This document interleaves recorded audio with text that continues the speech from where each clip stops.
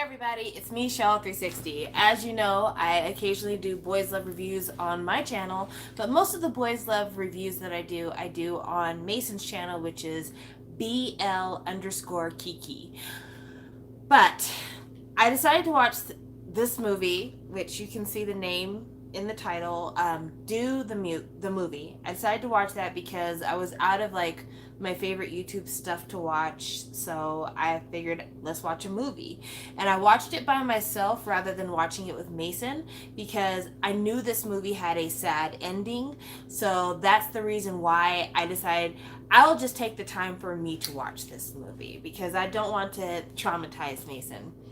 And y'all, as I was watching this movie, I knew that as immediately after I watched it, I was gonna have to do a review. Like I literally just finished it seconds ago, and I have to do a review because it was one of the most bizarre, infuriating, emotional, just experiences I've had watching a movie in a really long time. So just to tell you up front, spoilers, spoilers, spoilers, spoilers, spoilers, spoilers, spoilers, spoilers, spoilers, spoilers. If you plan on watching this movie by yourself one day and you do not want to be spoiled, don't listen to me because all I'm going to do is spoil you because I can't talk about this movie without talking about the spoilers.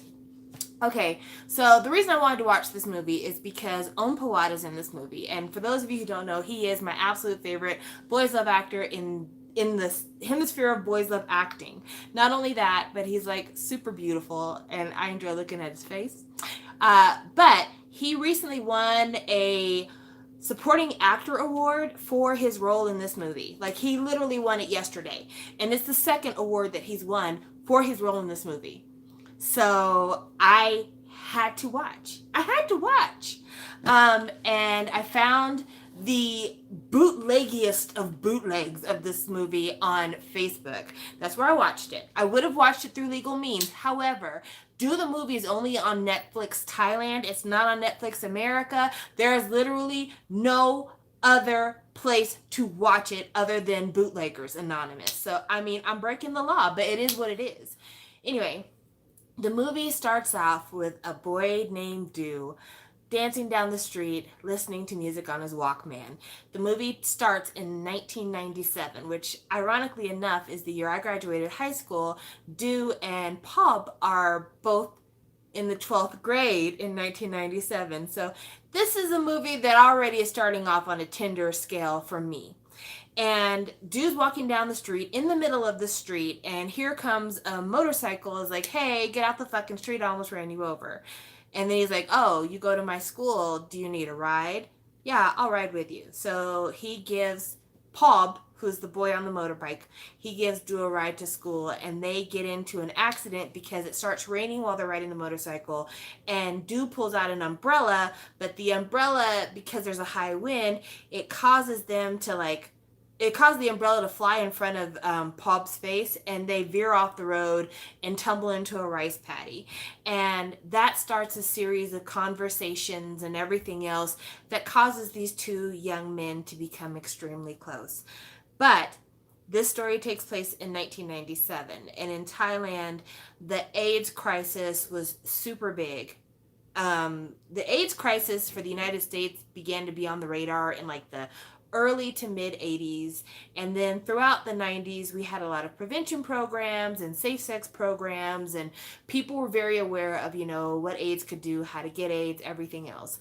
But Thailand, being a country that I guess was a little bit more conservative or a little bit further behind the curve about AIDS, they solely blamed the AIDS epidemic on gay people. And at a school, kind of, I don't know how to describe it, like just a school event, the principal of the school says, if anyone in the school is gay, come to the front. And they start taking them to these behavioral therapy camps where they're abused, basically. And so he knows he's gay, but he's quiet about it because he doesn't want to go to this behavior camp. But he can't help that he is falling in love with Pob. And Pob doesn't really have a defined sexuality. He just knows that he loves Do.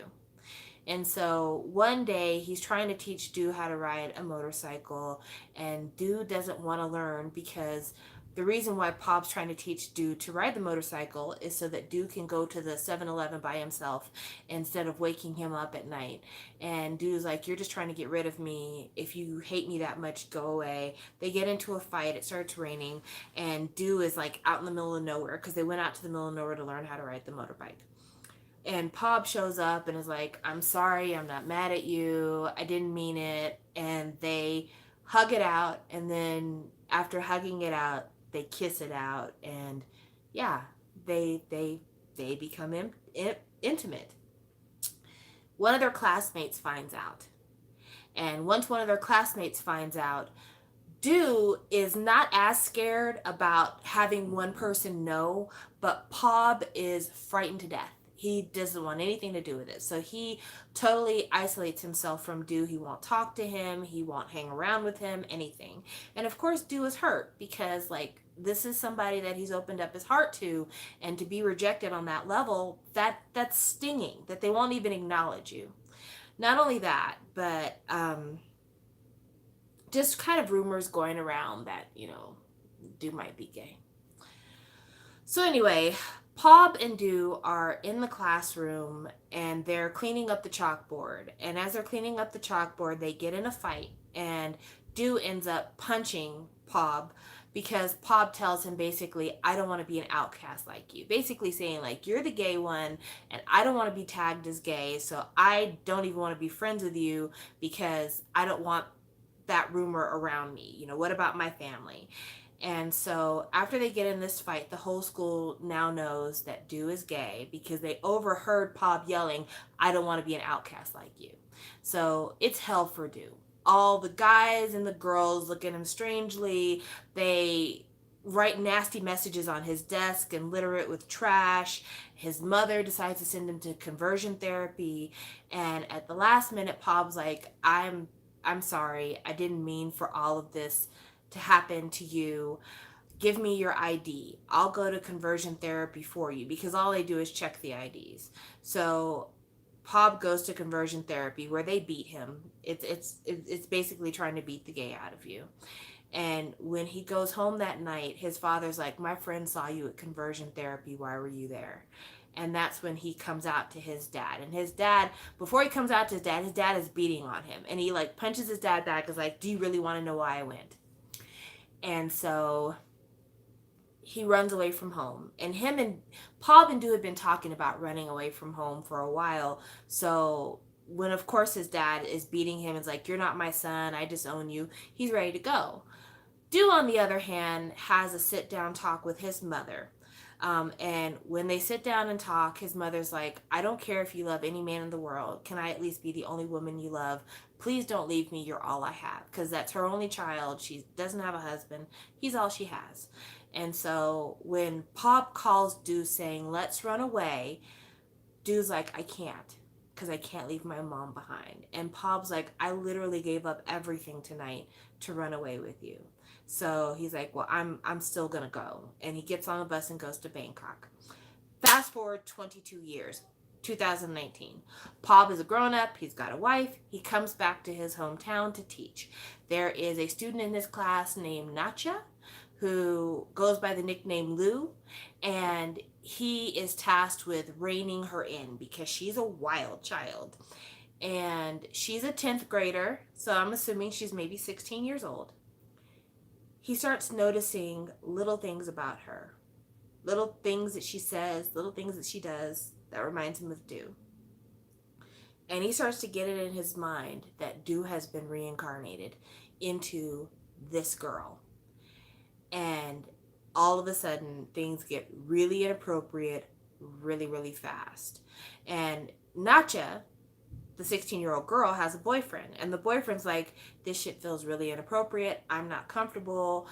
Fuck this guy." And he and Pob, the grown-up Pob, get into a fight. And Pob goes to Lou's house because he's convinced that this is Do reincarnated. And Top is the name of Lou's boyfriend. Top shows up to try to make things up with Lou and broadcast on Facebook Live Mr. Pob and Lou hugging each other, which effectively causes Mr. Pob's wife to leave him.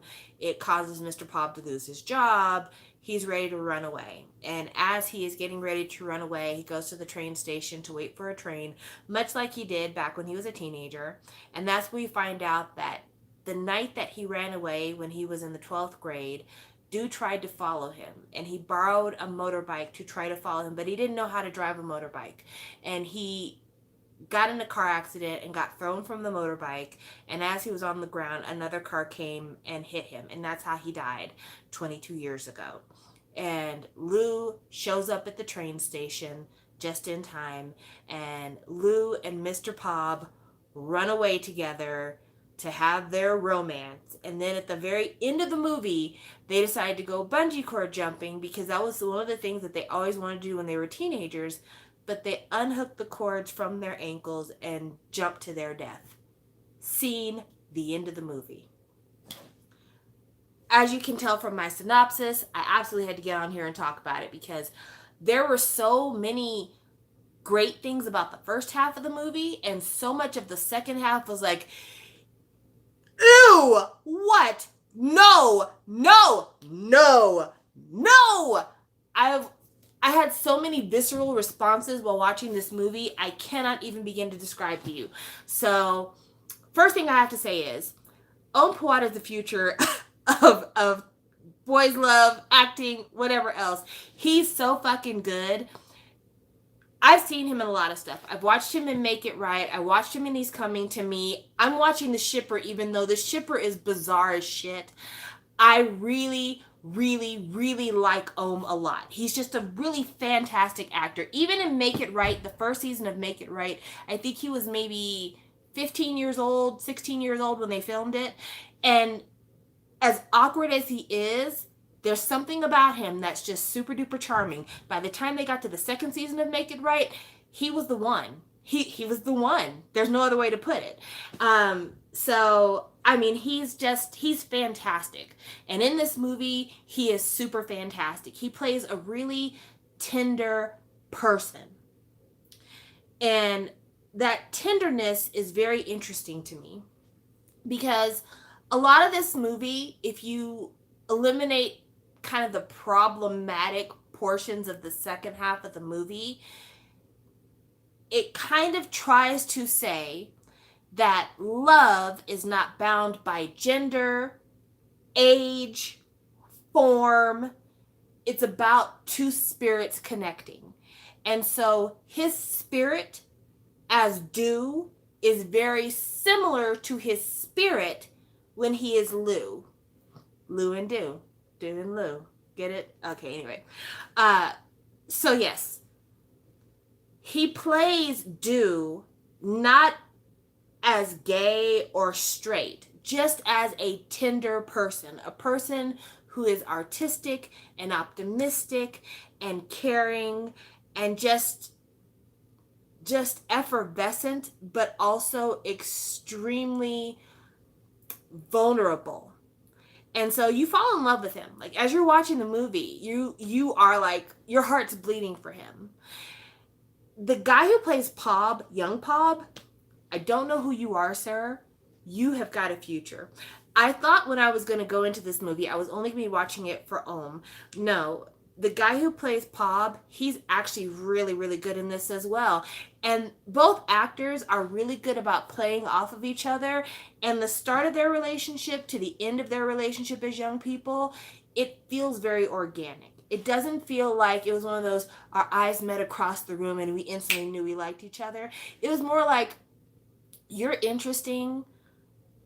We had a conversation, which led to another conversation, which led to me wanting to have you talk more, which led to me wanting to hang out with you more, which led to us becoming best friends, which led to us realizing we're becoming best friends because I need more from you.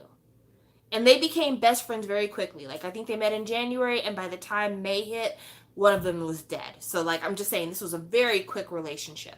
But these two actors together, they played it really well. And the guy who played Pob as he was getting his ass handed to him by his father, it was so heartbreaking because he just, in that moment, you could tell as much as he had tried not to come out, as much as he had tried to be normal, as much as he had tried to be strong, he was completely broken down at the point that he left his father. And the only shred of anything he had to hold on to was his relationship with Do. And in the moment when Do says, I can't run away with you because I have to stay for my mom, after Do had been asking him and pleading with him over and over again, let's just run away because we can never be ourselves here. Spirit crushed, completely broken, everything's done. And that moment really informed the rest of his character's life. When he becomes an adult and he is coming back to his hometown with his wife, he's a failure at business. He's a weak-minded man. He's very passive. He's almost the complete opposite of what he was when he was younger. Like, all the strength that he had when he was younger kind of became, I can be easily walked over kind of energy. And when he's in this classroom teaching, it's just, you could tell that he's the kind of teacher that everybody would get away with anything around. But the way that he was acted by the young man who plays him when he's young, it makes his turn as an adult so striking, because that young man, you could see all the potential in him. You could see all the potential in Do, but you could see all the potential in this young man, because as tender as Ohm plays Do, the guy who plays Pob, I believe his name is Nan, he plays Pob as this guy whose world is expanded by his relationship with Do. Like, he always had that kind of kernel of tenderness in him, but it's nurtured and it grows and it's watered and it's flowered by being in this relationship. And that's why he's so scared, because there's nothing in his life that works around this. You know? Like, there's nothing in his life that says he's allowed to have this. And so it's frightening and it's scary. And it just, the first half of this movie is fucking solid gold. Like, absolutely. Now let's dig into the second half of the movie. The second half of the movie, I was looking at with Western eyes. I have to say that up front, because I feel like in a lot of ways, other people were looking at this movie with Western eyes, because at one point, one of the characters calls Mr. Pob a pedophile. There's 22 years gap between the day that Do dies and the day that Pob comes back to his hometown. The person that Do's spirit reincarnates into is 16 years old. What's 16 plus 22? 38. A 38-year-old man and a 16-year-old girl. And on the one hand, we all know, all of us who are watching, in the back of our minds, we know that this man is in love with the boy he knew 22 years ago. So he's not looking at her as a teen girl. He's looking at her as the boy he fell in love with when they were the same age. But optics mean something. And in the course of this movie, you are constantly watching a grown-ass man hovering over a 16-year-old girl. And it becomes one of the most uncomfortable watches. Like, extremely uncomfortable. It starts with, I'm picking you up from your house and taking you to school. Then it goes to, I'm calling you on the weekend to make sure you turn in your homework. I'm turning in homework for you that you didn't complete. I am beating up your boyfriend because he pushed you.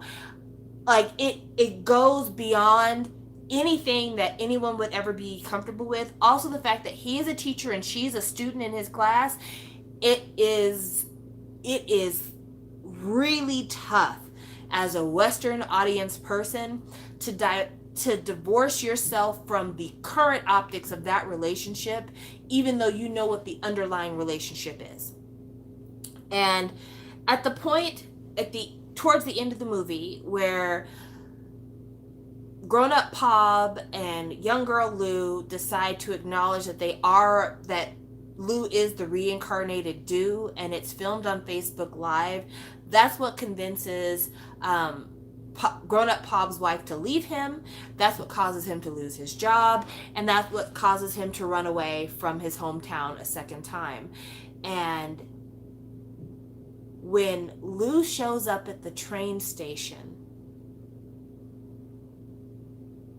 this girl runs and jumps into this grown man's arms and hugs him. Then on the train, they're cuddled up together. They're looking longingly into each other's eyes. Like, the only thing they don't do is kiss, but like, you know what's up. You know what's up. And on the one hand, like, the part of me who believes in spirit energy, and the part of me who hopes that, you know, our souls are eternal and that is the thing that lasts when our mortal bodies don't, rejoices about the fact that these two spirits are reunited. The other part of me, that is a parent of a 15-year-old girl, wants to throat kick Pob, because it is this grown-ass man with this super young girl, and then when they commit suicide, it is like, again, grown-ass man and this young girl jumping off a fucking bungee bridge. It feels awful. Everything about it feels icky, and that is the end of the movie. And I had to come on here and talk about it because I don't know how to reconcile these things. And so I watched it on Facebook. I'm going to completely acknowledge I watched it illegally, because there is no legal means for you to watch it here in America. You can't watch it on Gaga Olala. You can't watch it on Vimeo.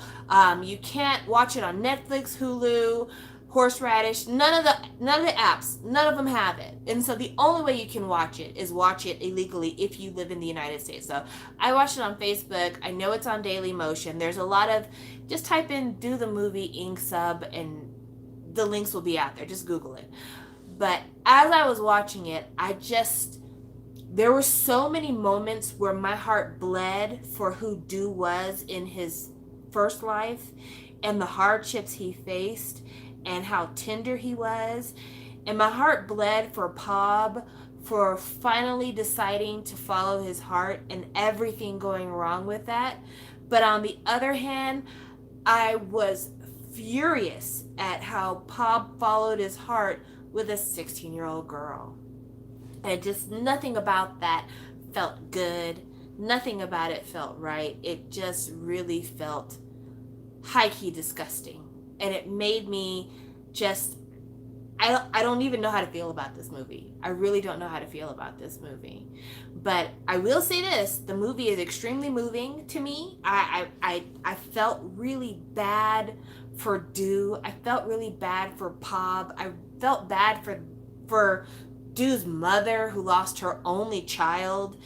I felt bad for Pob's wife.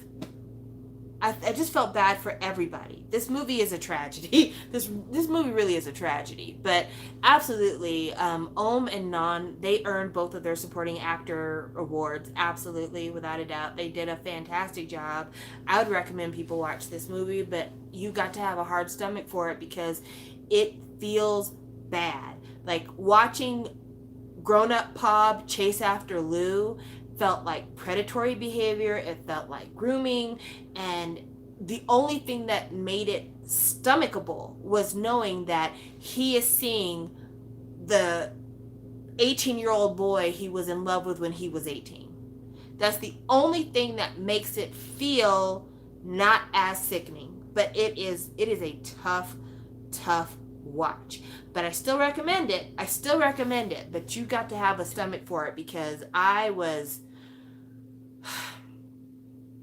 had to pause it a lot of times. I had to pause it quite a few times to get through it. But this is my review of Do the Movie, because I feel like nobody else is really reviewing this movie like this, or people are always talking about like how great Om is and not focusing on the rest of the movie, and the rest of the movie is absolutely heartbreaking. Also, I would love to know more about these behavioral camps that they had in Thailand, because that to me was one of the scariest parts of the movie.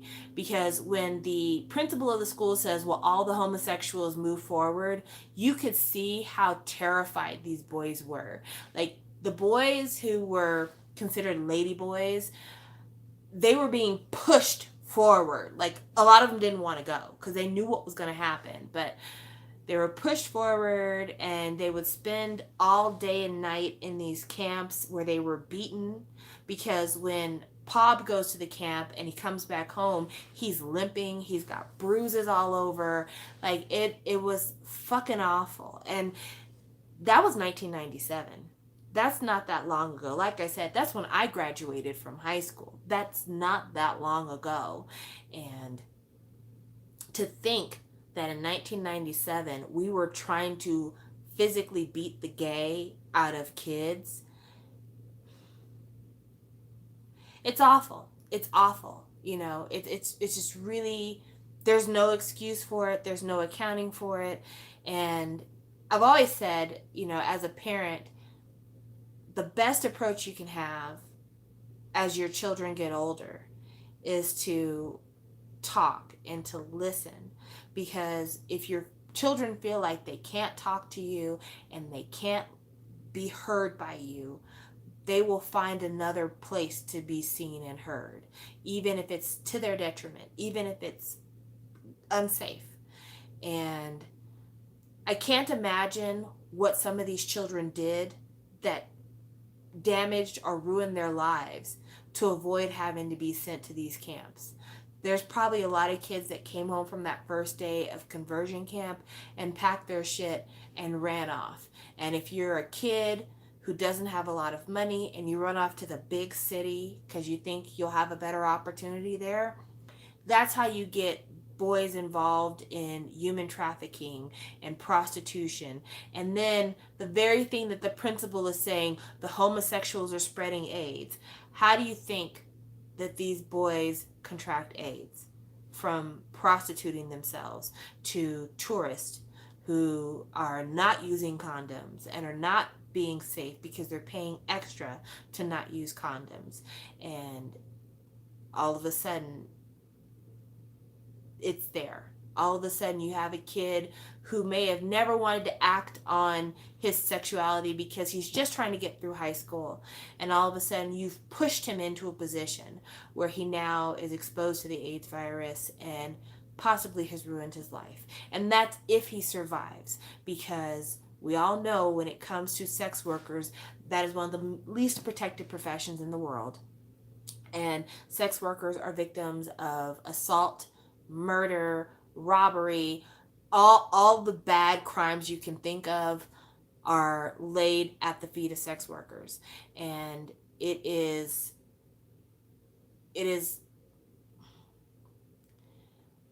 links in a chain. It's links in a chain. It starts with letting your child know you're always safe in my house. It starts with letting your child know no one can keep you from being safe in my house. It's assuring them that you'll always protect them from the world as much as you physically and realistically can. But once that chain is broken, who knows where they'll end up. And so that's something that I would love to see expanded on in a movie or a documentary or something, because that was the part for me that put into sharp relief how impossible the relationship between Du and Pob was at that time. Because they lived in a small town. They lived in a town called Pangnai. Pangnai? I think it's Pangnai? Pangnai? I'm sure I'm saying it wrong. But anyway, they lived in a smaller town. They didn't live in Bangkok. They lived in a smaller town where everybody knows everybody and everybody knows everything about everybody. So there was no way to secretly be in a relationship. It was somebody was going to see something. Somebody had already seen something. And knowing that once we're out, this is what's going to happen to us, it just it was just a really tragic movie. It was a really tragic movie on all fronts. And yeah. So that is my review of Do the Movie, the review. Thank you for indulging me in my 30 minutes of unloading. I don't even know what to say. Like, honestly, I just don't even know what to say. It was just awful. It was awful. I mean, it's a good movie. It is a good movie. It's well shot. It's a good movie, but it just was awful. It was absolutely awful. But I guess a side note for those of you, if you decide that you are going to watch the movie, if you do watch the movie and you come back here to leave a comment about how you felt about the movie, I'd really appreciate it, because I'd like to know how many of you will watch this and in turn watch the movie, and how your thoughts differ from mine, how you felt about this. I would love to hear what you have to say. But also, side question to end on a positive note. Did you think that Top, who is Lou's boyfriend, looked a little bit like Jungkook from BTS? Not a lot, but just a little bit. Leave it in the comment section. But thank you guys again for indulging me with this, because I couldn't sit on it. I could not sit on it.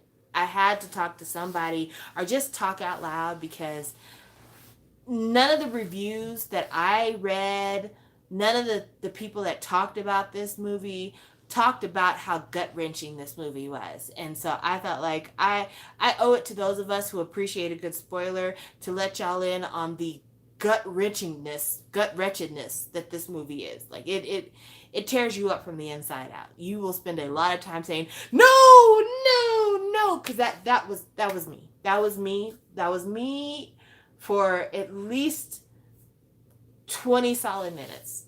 That was me. So again, thank you for watching It's Do the Movie. Again, I watched it illegally on Facebook and Daily Motion. I would not have done so if I could have watched it anywhere else. I really would have paid to watch this movie. Like, real talk, if this was an option for me to watch on YouTube movies for like $4, $5, I would have paid to watch this, because it was a good watch, but it was just a really hard watch. So thank you guys so much, and I will talk to y'all later. Bye.